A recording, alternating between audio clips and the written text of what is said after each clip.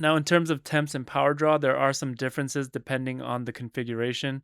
Stock Windows scheduling and forcing CCD1 through Process Lasso were the most efficient, giving the lowest power draw and lowest temps overall. On the other hand, forcing all cores pulled the most power, topping out around 120 watts and about 67 degrees. The interesting find though is on CCD2, which ended up being the best performing setup. Power draw was about 10 to 15 watts higher compared to using only CCD1, which lines up with what we were seeing earlier.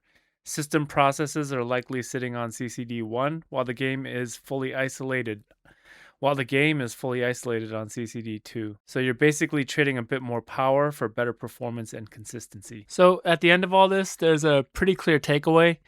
There's no way to stack both X3D caches together and get some kind of double performance. That just doesn't happen.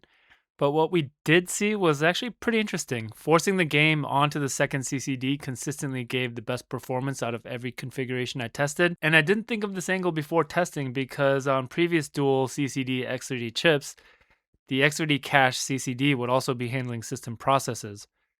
With the X3D2, you can flip that around.